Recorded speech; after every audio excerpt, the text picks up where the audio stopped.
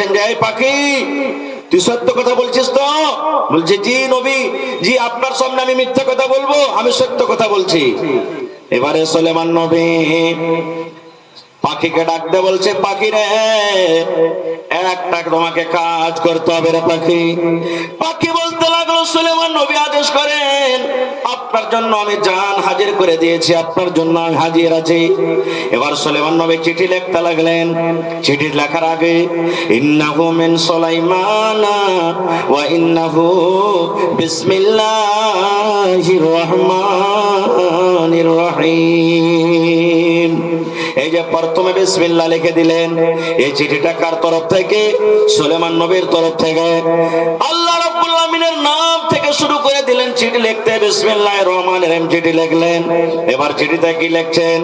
ও মুলকে সাবার রানী, ও মুলকে সাবার দেশের বাদশা, আমি সুলেমান নবী, আল্লাহর নবী, আল্লাহর রাসূল, আমি তোমাকে আদেশ করছি তুমি মুসলমান হয়ে যাও। মুসলমান হয়ে তুমি আমার কাছে চলে এসো। তুমি মুসলমান হয়ে যাও, তাহলে তুমি সহি সালামতে থাকবে। আর যদি তুমি মুসলমান না হও, তাহলে যাতে তুমি রাজি আছো আমি নবী তাতে রাজি আছি। যদি তুমি লড়াইতে রাজি আছো আমি লড়াইতে রাজি আছি। তুমি যদি যুদ্ধতে রাজি আছো আমি যুদ্ধতে রাজি আছি। ভালো হয় যদি তাও তুমি মুসলমান হয়ে যাও, মুসলমান হয়ে তুমি চলে এসো। বন্ধুরে আমার ওদিকে যাব না, আমার বলার উদ্দেশ্য হলো এইটাই যে সুলেমান নবী যখন চিঠি লিখতে লাগলেন তখন গোটা বিসমিল্লাহির রহমানির রহিম লিখেছেন। এই জন্য বলবো ভাই, যখন আপনি লিখতে বসবেন, পড়তে বসবেন, তখন বিসমিল্লাহির রহমানির রহিম পড়বেন। বাকি দুনিয়ার যত কাম আছে সমস্ত কামে শুধু বিসমিল্লাহ আপনাকে পড়তে হবে।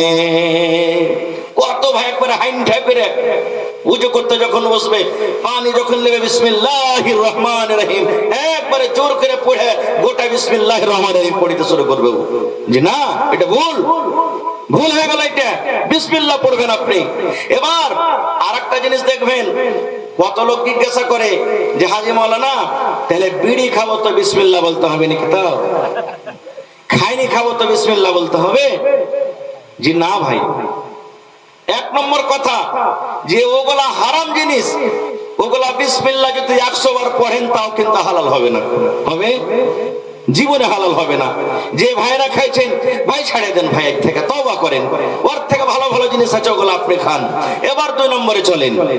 আজকে যত আমার ভাই বসে আছেন, যত নানা বসে আছেন, যত দাদা বসে আছেন, গ্রামে জানাজা হয়ে গেল ভাই, হে এলান হয়ে গেল, মসজিদে মাওলানা এলান করে দিলেন, গ্রামবাসী তোমরা শুনে নাও, আমাদের নয়া সেক্টিয়ার অমুক লোক মারা গেছে, অমুকের মা মারা গেছে, অমুকের আব্বা মারা গেছে, তার জানাজার নামাজ 2টার সময় হবে। এলান হয় কি হয় না? এলান হয়ে যায়। এবার যত লোক গ্রামের আমরা থাকি জানাজার নামাজ পড়িতে চলে যায়। এই জামাতে যত লোক বসে আছেন, আশা করছি যদি আমি হাত তুলতে বলি, ভাই জীবনে তো আপনারা সবাই জানাজার নামাজ পড়েছেন, পড়েছেন না পড়েননি? হানা বলেন, পড়েছেন না পড়েননি? একদিন পড়েন, 2 দিন পড়েন, জীবনে জানাজার নামাজ পড়েছেন। কিন্তু এর মুসলমান যত লোক এখানে বসে আছেন, বেয়াদবি মাফ করে দিবেন। আজকে যদি আমি বলি না না হে জানাজার নামাজ পড়েছেন ভাই, কিন্তু দয়া করে জানাজার নিয়ম কানুনটা আপনি একটু বলে দেন। জানাজা কেমন করে পড়িতে হয়, জানাজার দোয়াটা কি, জানাজার দোয়া কাকে বলে, জানাজার দোয়া কিভাবে পড়িতে হয়, আমার মনে হয় যত লোক বসে আছেন মনে হয় 50টা লোক বলতে পারবেন, 20টা লোক বলতে পারবেন, 100টা লোক বলতে পারবেন। তাছাড়া সমস্ত মানুষ লোক ফেল করে যাবেন। এবার জানাজার নামাজ আপনি হাজির হয়ে গেলেন, মন্ডলীর জানাজা হয়ে গেল, মাওলানার জানাজা হয়ে গেল, মায়ের জানাজা হয়ে গেল, আপনি জানাজাতে শরীক হলেন কিন্তু জানাজার দোয়া জানলেন না, জানাজা পড়িতে জানলেন না। বলেন এরকম লোক জানাজাতে শরীক হয়ে কাজ হবে কি হবে না? হবে। জীবনে কাজ হবে না, জীবনে কাজ হবে না বন্ধুরে, জীবনে কাজ হবে না। এক এমবিবিএস ডাক্তার, ওরে আল্লাহ, বড় ডাক্তার, নাম করা ডাক্তার, এমবিবিএস এমনি ডাক্তার, প্রত্যেকদিন মাসে মাসে দিনে দিনে 15,000, 20,000, 30,000 করে ইনকাম করে। বাপ জমিন বিক্রি করে করে ছেলেকে পড়িয়ে ডাক্তার করেছে। এবার যখন বাপের মরার খবর হলো, ওই ডাক্তার সাহেব এবার বাবার জানাজাতে শরীক হয়ে গেছেন। মাওলানা সাহেব এবার সাফ বন্দি করিয়ে দিলেন গ্রামের ইমাম। ইমাম সাহেব বলছেন, ডাক্তার সাহেব আপনার আব্বা মারা গেছে, দয়া করে আপনি হক রাখেন, দয়া করে জানাজার নামাজ পড়িয়ে দেন। কারণ আল্লাহ নবীর হাদিস আছে, মা যদি মরে, আব্বা মরে, দাদা যদি মরে, চাচা চাচি মরে, ওর আত্মীয়র মধ্যে যেগুলা ইমাম আছে, আত্মীয়র মধ্যে যেগুলা মৌলভী সাহেব আছে, ওরা বেশি হক রাখে যে জানাজার নামাজ পড়াবে। গ্রামের ইমাম আছে থাক, এবার যদি ওই মাইয়াতের বাড়িতে যদি একটা বেটা মৌলানা থাকে, হাফিজ থাকে, ওই বেটার হক আছে যে মায়ের জানাজা পড়াবে, আব্বার জানাজা পড়াবে, এটা হলো তার হক। এবার ইমাম সাহেব এলান করে দিলেন, আজকে এই ডাক্তার সাহেব নিজের আব্বার জানাজা পড়াবেন, কারণ ওর আব্বা মারা গেছে।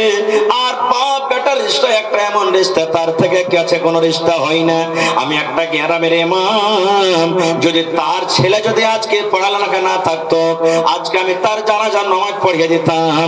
কিন্তু আমি ওই ডাক্তার সাহেবকে আদেশ করছি, ডাক্তার সাহেব দয়া করে আপনি আপনার আব্বার জানাজার নামাজ আপনি পড়িয়ে দেন। যখন কথাটা বললাম, ওরে আল্লাহ, ঝরঝর করে ডাক্তার সাহেবের চোখ দিয়ে পানি ঝরতে শুরু হয়েছে, ডাক্তার সাহেব কাঁদতে শুরু করেছেন। এবার গ্রামের লোকেরা বলতে লাগলেন, ব্যাপারটা কি? ডাক্তার সাহেব আপনি কেন কাঁদছেন? আপনার আব্বা তো মারা গেছে, বয়স্ক মানুষ, বয়স হয়েছে, আল্লাহ যতদিন দুনিয়াতে হায়াত দিয়েছেন, বেঁচেছেন, এখন আল্লাহ রাব্বুল আমিন তাকে জমা নিয়েছেন, দুনিয়া ছেড়ে চলে গেছেন, তবে কেন কাঁদেন? এবার ডাক্তার সাহেব বলছেন, গ্রামের ভাই, আমার আব্বা মারা গেছে, এজন্য আমি কান্দি না রে, এজন্য কান্দি না। গ্রামের লোকেরা বলছেন, তাহলে কেন কান্দেন? বলছেন, না গ্রামের ভাই, এই জন্য আমি কান্দি, আজকে মাওলানা সাহেব, আজকে ইমাম সাহেব আমার আব্বার জানাজার নামাজ পড়ার আমাকে আদেশ করেছেন।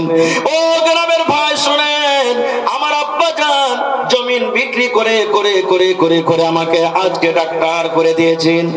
আজকে আমি ডাক্তার হয়েছি, আজকে আমি মাসে 2 মাসে 5 লক্ষ 7 লক্ষ করে ইনকাম করি, দিনে দিনে 30,000 40,000 করে ইনকাম করি। এমন ইলম দিয়েছেন, এমন শিক্ষা দিয়েছেন, ওরে সুবহানাল্লাহ। আজকে আমার আব্বা জানের জানাজার নামাজ কিভাবে আমাকে পড়াইতে হবে আমি নিজে জানি না, এমন ইলম আমাকে আমার আব্বা দিয়েছে। আজকে পুরো জমির বিক্রি করে আমার আব্বা আমাকে ডাক্তার করে দিয়েছে, কিন্তু বাপের নামাজের জানাজাতে আমি জানাজার দোয়া কিভাবে পড়বো আমি জীবনে কোনোদিন শিখিনি, কোনোদিন জানিনি। এই জন্য আমি কাঁদছি, আল্লাহ রে, এরকম ইলম আমি শিখেছি কি আজকে আমার মৃত্যু বাবার জানাজার নামাজ আমি পড়াইতে পারবো না। তাইলে বলবেন, আজই বলো না, ডাক্তার কি করতে হবে না? ডাক্তার করতে হবে, মাস্টার করতে হবে, সব আপনাকে দিনের শিক্ষা দিতে হবে, দুনিয়ার শিক্ষা দিতে হবে মুসলমান। কিন্তু প্রথমে আপনাকে দুনিয়া থেকে প্রথমে বাচ্চাকে দিন দিতে হবে। আপনি বাচ্চাকে ইংরেজি শেখান, আপনি বাচ্চাকে কোরআনও শেখান, বাচ্চাকে আপনি নামাজের তারিখও শেখান, বাচ্চাকে আপনি হিন্দিও শেখান, বাচ্চাকে আপনি ডাক্তার করেন, বাচ্চাকে আপনি মাস্টার করেন, বাচ্চাকে আপনি প্রফেসর করেন। কারণ আল্লাহ রাসূল বলেছেন, উম্মত রে, তোমরা যখন আল্লাহর কাছে দোয়া করবে, তখন তোমরা এইভাবে দোয়া করবে, আল্লাহুম্মা ইন্নী আসআলুকা ইলমান নাফিআ। আল্লাহ তুমি এমন ইলম তুমি আমাকে দাও যে ইলম শিখে আমার উপকার হবে, ফায়দা হবে। তাহলে তুমি ইংরেজির ইলম তুমি দোয়া চাও আল্লাহর কাছে, আল্লাহ তুমি আমি পড়ালেখা করছি, তুমি আমাকে মাস্টার করিও, আল্লাহ তুমি আমাকে ডাক্তার করিও, আল্লাহ তুমি আমাকে ইঞ্জিনিয়ার করিও, আল্লাহ তুমি আমাকে প্রফেসর করিও। সব তুমি ইলমের দোয়া চাও, সাথে সাথে উম্মত রে, প্রথমে তুমি দ্বীনের ইলম তুমি আগে চাও। কারণ তোমার মধ্যে দ্বীন যদি না থাকে, ওই ইলমের দাম তোমার দুনিয়াতে আছে, আখিরাতে তোমার কিছু নাই। নারে তাকবীর। ভাই আমার, আজকে আমার সমাজে এত রকম কাজ হয়েছে যে আমার ভাইয়েরা, আমার বহিনেরাকে পড়ালেখা করতে চায় না। কত ভাই আছে দেখবেন এমন এমন মেজাজ বনে আছে, যখন কপি কলম নিয়ে সকালবেলাতে যখন পড়িতে যাবে, তখন বলবে, এই কোনে যাবি তুই ড্যাং ড্যাং করে? বলছে, বাপু পড়িতে যাবো। আমার ভাষাতে বেশি বাপুই না বলি, এখন পড়ে লেখে বেশি আব্বা বলছে না, তো বাপু হে, এই যে হে বুড়ো হে ছোট হে আমরা বলতাম আগে। তো বলছে পড়িতে যাব, বলছে পড়ে লেখে কে বড় মানুষ হয়ে গেছে দেখতো, আব্দুল্লাহর বেটিকে দেখ, অতখানি পড়া আইএ মেট্রিক করিয়া ওকে গোবর তুলতে হয়েছে, ওকে সাপ কাটতে হয়েছে, তরকারি করতে হয়েছে। এই জন্য পড়ালেখার কোনো অত দরকার নাই, নামাজ রোজার সমান শিখে লিখিস, বাস হয়ে গেছে, আর পড়ালেখা করতে হবে না। পড়ালেখা বন্ধ করিয়ে দিলে। সুবহানাল্লাহ। একটা গল্প মনে করে গেল ভাই, এ সমস্ত গল্প করি না, কিন্তু মাঝে মাঝে একটা করে বলি। একটা বেটি ছেলেকে দেখতে এসছে, আর হুঁচলি বেটি ছেলে ভাই, যখন সামনে যখন যাইবে তখন ওর একটা সহি ছিল, সহি বুঝেন তো? তো সামনে যেছে তখন শহীদ শিখেছে ঘরে, শহীদজি যখন তোমাকে কোনো কথা জিজ্ঞাসা করবে তখন তুমি ফাটাফাট বলিও, মানে তাড়াতাড়ি করে বলিও। বলি ঠিক আছে জি বাবু। সামনে এসে আসসালামু আলাইকুম, ওয়ালাইকুম সালাম বসেছে, বসা পর বলছে যে তোমার নাম কি? তো শহীদে বলেছে ফাটাফাট বলিস। তখন যখন জিজ্ঞাসা করি তোমার নাম কি, বলছে আমার নাম ফাটাফাট। বলছে ফাটাফাট কত? হ্যাঁ। বলছে তোমার বাপের নাম কি? বলছে ফাটাফাট। বলছে ব্যাপার কি? ওরও নাম ফাটাফাট আর বাপের নাম ফাটাফাট। বলছে পড়ালেখা করেছো? তো ফাটাফাট। দেখেন কত ভাই এমন আছেন, কত ভাই কি 100টার মধ্যে যদি 98টা বলা হয়তো চলবে পড়ালেখা করেছে? জি হ্যাঁ, নিজের সমান করেছি। বলে না? বলে না? হ্যাঁ না বলেন, বলে না? বলে না? নিজের সমান কাকে বলে ভাই? নিজের সমান কাকে বলে? কি জিনিস নিজের সমান? যখন নিজের সমান বলবেন, আপনার কোর্টের দরকার হয়ে গেল, জজ সে আপনি কোর্টের কাজে আপনি কাজ চালিয়ে দিলেন। থানার যখন দরকার হলো, দারোগা হয়ে আপনি থানার কাজটা করে দিলেন। আপনার যখন গ্রামে বাড়িতে মাইয়াত হয়ে গেল, ইমাম সাহেব আপনি মাইয়াতের কাজ করে দিলেন, ইমামের কাজ করে দিলেন। যখন বিচারের কাজ হয়ে গেল, সরপঞ্চ হবেন আপনি বিচারের ফয়সালা করে দিলেন। দুনিয়াতে যত কাজ আছে সমস্ত কাজ করে দেওয়ার মানে হলো নিজের সমান পড়া। এই একটা দুটা সূরা জেনে এলার নাম বন্ধুরে, শুধু নিজের সমান একে বলা যাবে না। এ আমার ভাইয়েরা, বোনেরা, মায়েরা, খালারা, আজকে আমার নিজের ছেলে মেয়েরাকে তালিম দিতে চাই না। আল্লাহর নবীর জামানাতে মহিলারা কতটুকু ইলম শিখতেন, মহিলাদের কত কোরআন মুখস্থ ছিল। একটা হাদিস বলবো মাকে, খালারে, বোনরে, আল্লাহ নবীর জামানাতে একটা মহিলা যার নাম হলো, স্বামীর নাম হলো সাফওয়ান বিন মুআত্তাল রাদিয়াল্লাহু তাআলা আনহু। সাফওয়ান বিন মুআত্তালের স্ত্রী নবীর দরবারে কেস করতে চলে গেছেন, নিজের স্বামীর শিকায়ত নিয়ে চলে গেছেন। আজকে বসে বসে জালসা শুনছেন, সেই মহিলা যদি নিজের স্বামীর শিকায়ত নিয়ে গেছে, দেখছে নবীর পাঞ্জরে তার স্বামী সাফওয়ান বসে আছেন, সাফওয়ান বসে আছেন। এবার বলছেন আসসালামু আলাইকুম, ওয়ালাইকুম সালাম। আল্লাহ রাসূল বলছেন কে তুমি? এবার মহিলা বলতে লাগলেন, আল্লাহ নবী গো, সাফওয়ান বিন মুআত্তাল আমার স্বামী, এই যে আপনার পাঞ্জরে বসে আছে নবী গো, এটা হলো আমার স্বামী। আমি তার ব্যাপারে 3খানা কেস নিয়ে এসেছি গো নবীজি, 3খানা শিকায়ত নিয়ে এসেছি। 1 নম্বরে রাসূল বললেন, 1 নম্বরে সে মহিলা বলছেন, আল্লাহ রাসূল গো, আমার স্বামী নামাজ যখন আমি পড়ি, নামাজের হালাতে যখন আমি থাকি, আমাকে মারে আর বলে বিবি রে নামাজ ছেড়ে দে রে বিবি, নামাজ ছেড়ে দে। 2 নম্বরে নবী গো, আমার স্বামী আমার রোজাটাকে ভেঙে দেয়, রোজার যখন আমি রাখি রোজাটাকে আমার ভেঙে দেয়। 3 নম্বরে নবী গো, আমার স্বামী ফজরের নামাজ পড়ে যখন সূর্য উঠে যায়, সূর্য ওঠার আগে আমার স্বামী নামাজ পড়ে না। নিজের স্বামীর ব্যাপারে শিকায়ত হয়ে গেল, হুজুর আমি নামাজ পড়লে নামাজের হালাত আমাকে মারে। 2 নম্বরে রোজা রাখি, রোজা ভেঙে দেয়। 3 নম্বরে ফজরের নামাজ যখন পড়ে সূর্য ওঠার পর আগে পড়ে না। সুবহানাল্লাহ, 3 কেস হয়ে গেল। এই জামানার এই যুগেকার মানুষ, পুরুষ যাই কিছু করছে, মহিলারা একবারে লুকিয়ে থুবে কথাটাকে। সুবহানাল্লাহ। ভাই আমার, এবার আল্লাহ রাসূল সাল্লাল্লাহু আলাইহি সাল্লাম সেই সাহাবীকে বলছেন, সাফওয়ান তোমার স্ত্রী তোমার ব্যাপারে 3খানা কেস করেছে, তার মধ্যে একটা হলো যে তোমার স্ত্রীকে তুমি নামাজের হালাতে মারো, কারণটা কি? কি কারণে তুমি মারো? রে সুবহানাল্লাহ। এবারে সাফওয়ান বিন মুআত্তাল বলছেন, ইয়া রাসূলুল্লাহ, আমার স্ত্রী আমার ব্যাপারে শিকায়ত করেছে নবী গো, এবার আমি আমার স্ত্রীকে নামাজের হালাতে মারি। কেন মারি জানতে হবে, কেন মারি তাইলে শুনেন। সাফওয়ান বলছেন, ইয়া রাসূলুল্লাহ, আমি একটা গরীব মানুষ, মাঠে কামে কাজে চলে যাই, সারাদিন আমি কাজ কাম করি। এবার সন্ধ্যাবেলাতে যখন বাড়িতে আসি, বাড়িতে আসার পর আমি মাগরিবের নামাজ পড়ি, এশারের নামাজ পড়ি, আমার জন্য আমার বিবি খানা রেডি করে রাখি, আমি খানা পিনা খেয়ে নি, আমার জন্য বিছানা রেডি করে দেয়। এবার আমি বিছানায় চলে যাই, এবার আমার স্ত্রী নামাজ পড়তে শুরু করে, এত লম্বা লম্বা তেলাওয়াত করে নবী গো, এত লম্বা লম্বা সূরা পড়ে কোরআনের মধ্যে, যেগুলা সব থেকে বড় বড় 2টা করে সূরা এক এক রেখাতে আমার স্ত্রী তেলাওয়াত করেন। সূরা বাকারা, সূরা আলে ইমরান, সূরা মায়েদা, সূরা নিসা, এই যে কোরআনের বড় বড় সূরা এক এক দুইটা করে সূরা তেলাওয়াত করে, মোটামুটি 4 পারা কিংবা 4.5 পারা করে কোরআন এক রেখাতে তেলাওয়াত করেন। এবার বলেন নবী গো, কোনদিন রাত 2টা হয়ে যায়, কোনদিন রাত 3টা হয়ে যায়, কোনদিন মুয়াজ্জিন সাহেব ফজরের আযান দিয়ে দেয়, কিন্তু আমার বিছানাতে আসে না। আমি আমার বিবিকে বুঝাই, বিবি রে আমার বিছানায় তুমি এসো, আমি সারাদিন মাঠে কাম কাজ করি, আমার বিছানায় ঘুম আসে না, বিবি রে আমার নিন আসে না, তুমি আমার মাথাতে তেল দিয়ে দাও, আমার পাঞ্জরে একটু থাপো, আমার গা হাতে একটু তেল দিয়ে দাও। ও বিবি দয়া করে তুমি আমার পাঞ্জরে তুমি তাড়াতাড়ি করে এসো, নামাজটা তুমি ছোট্ট করে পড়ো।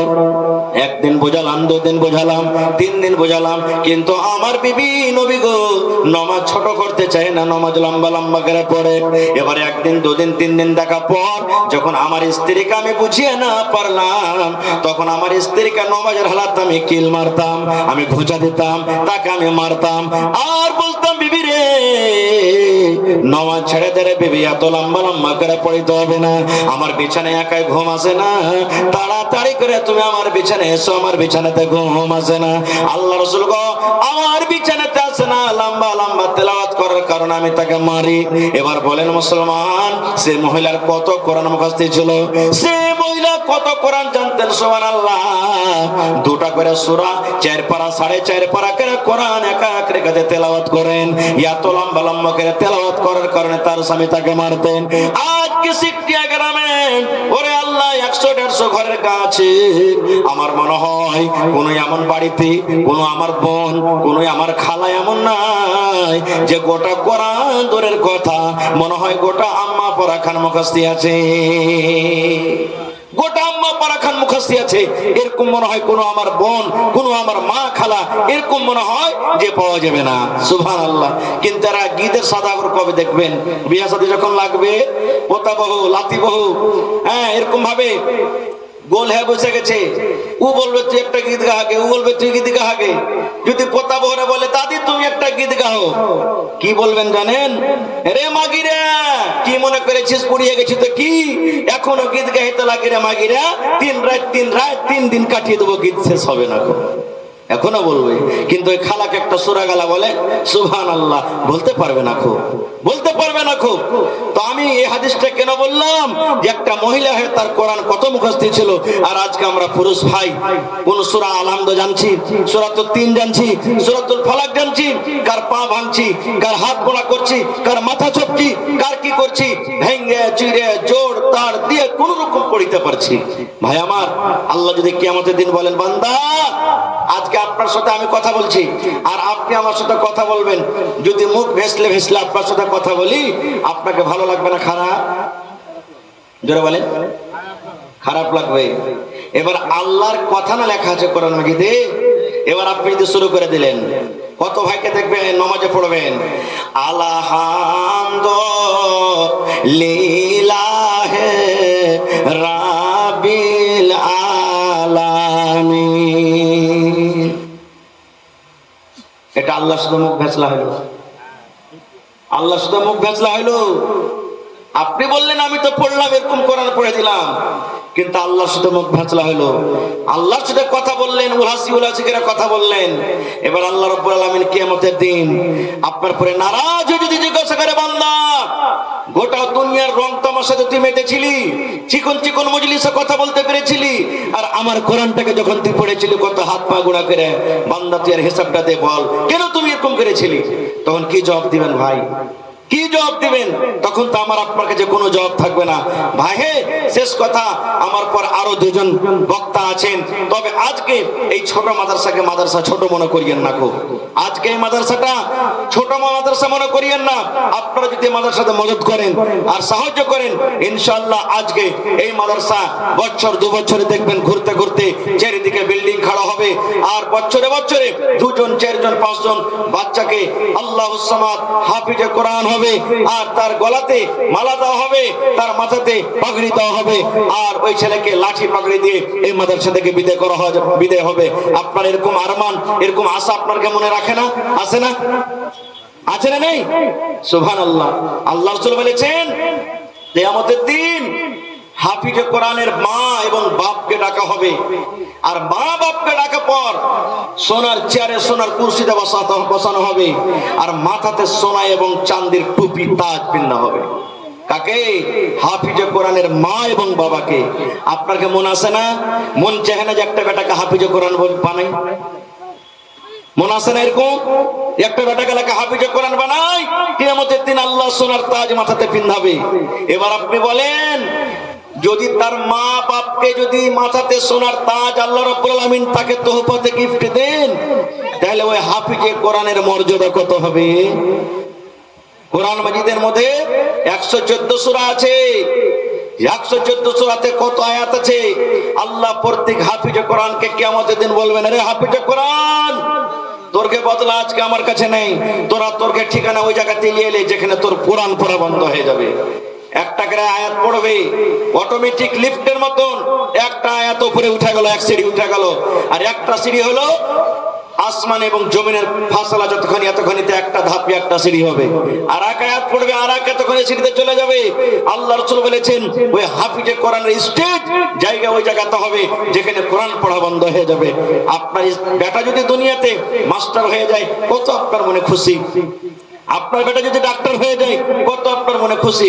আপনি কি চাহেন না যে কিয়ামতের দিন আমার বেটা গোটা কোরআন মাজিদ শুনিয়ে একবারে সূরাতুন নাস যেখানে শেষ হবে ওখানে আমার বেটার যেন জায়গা হয়? এরকম আপনার মন আছে না ভাই আমার? তবে এই মাদ্রাসার জন্য, এই বাচ্চারা পড়ছে তার জন্য আমি আপনাদের কাছে যা 10 টাকা 5 টাকা দিবেন আমি নিয়ে নিব। তবে একটা লোক কোন এমন আছেন যে 10,000 টাকা দিতে পারবেন? এত বড় মজলিসে, এত বড় প্যান্ডেলের ভিতরে, এবং 5,000 করে 5টা লোককে দিতে পারবেন? 30 পারা কোরআন মাজিদ আছে, বেশি আপনাদের কাছে চাইবো না। 1,000 করে এক পারা করে কোরআন মাজিদ দান দিতে পারবেন। এবং মা খালারাকে বলবো, মায়েরা খালারা আপনারাও দান করেন। গলার হার, নাকমণি, কানের লাখের পায়াল, আর ছাগল বকরি, কাঁসার বর্তন। গত রাত্রে বগলা ডাঙ্গিতে জালসা ছিল, প্রথম দান আল্লাহ সামাদ মহিলাদের প্যান্ডেল থেকে 82,774 টাকার প্রথম দান এসেছে, শুধু মহিলা প্যান্ডেল থেকে, পুরুষের ক্ষেত্রে বাদ। 82,774 কে আসছে এরকম, সুবহানাল্লাহ, প্রথম রাউন্ডে। তো মা খালারাও দানে আগে থাকে। এই এলাকাতে আমার মায়েরা খালারা কেমন দান করে আমি জানি না, কারণ এই এলাকাতে আমি প্রথম। তবে মায়েরা খালারাকে বলবো যে মায়েরা খালারা আপনাকে প্যান্ডেলে চাদর যেছে, কমিটিকে বলবো চাদর দিয়ে পাঠান। মায়েরা খালারা আপনারা 100, 200, 500, 1000, আর দেখি এলাকাতে কোনো মা খালা একটা ছাগল বকরি গালা দান করতে পারছে কি পারে না। এবং দেখি একটা লোক 10,000 টাকা, একটা লোক 5,000 টাকা, এবং 30টা লোককে আমি চেয়েছি এক পারা করে কোরআন মাজিদের দাম 1,000 করে, এবং 30টা লোককে 500 করে 30 পারা সিমেন্টের দাম, 30 পারা সিমেন্টের দাম, এক পারা করে 500 টাকা করে টাকা। দেখি কোন আল্লাহর বান্দা আছেন, তারপরে 100, 200, 10, 20, 100, 200, যে যা পারবেন আপনারা সবাই সাহায্য করে যাবেন। কেউ আল্লাহর রাস্তে ইনকার করবেন না। কত টাকা আসছে, কত টাকা চলে যাচ্ছে, এই টাকা আপনার জমা থাকবে কিয়ামতের দিন। আল্লাহ রাসূল বলেছেন এক টাইম, এক জামানা, এক সময় এমন আসবে আপনার কাছে আজকে টাকা চাচ্ছি, আল্লাহ রাসূল বলেছেন মাল এত হবে মানুষের কাছে, ওই টাকা নিয়ে বাজারে, রাস্তাতে, রোডে ঘুরে বেড়াবে, আমার মাল নিয়ে লাও, আমার মাল নিয়ে লাও, আমার টাকা নিয়ে লাও। সেদিন রাসূল বলেছেন কোন মানুষের সেদিন মাল কেউ খুঁজবে না। সবাই বলবে আমি তো খুঁজছি রে ভাই দেওয়ার জন্য, তোমার মাল আমি কেমন করে নিব। আজকে 100-150 গ্রাম আছেন, প্রত্যেক বাড়ি থেকে আমি বলবো মাকে, খালাকে, ভাইরাকে, ভাই কোন এমন বাড়ি বাদ না থাকে যে ওই বাড়ি থেকে 100 টাকারও দান আসেনি। মাশাআল্লাহ, কি নাম ভাই আপনার? তারিকুল, মাশাআল্লাহ, সালাম করি। এই দেখেন প্রথম দান আমার ভাই তারিকুল ইসলাম সাহেব 200 টাকা দিয়েছেন। আমার ভাই কেমন আছে জানি না, তবে এক বড়া সিমেন্টের দাম আর 300 টাকা পারবেন না ভাই? প্রথম দান আল্লাহ কবুল করবেন ইনশাআল্লাহ, ভালো থাকবেন। দেন ভাই, যদি আপনার পকেটে না আছে বাকি লেখান বা মোবাইলে দিয়ে দিবেন, মোবাইলে ব্যবস্থা আছে মাশাআল্লাহ।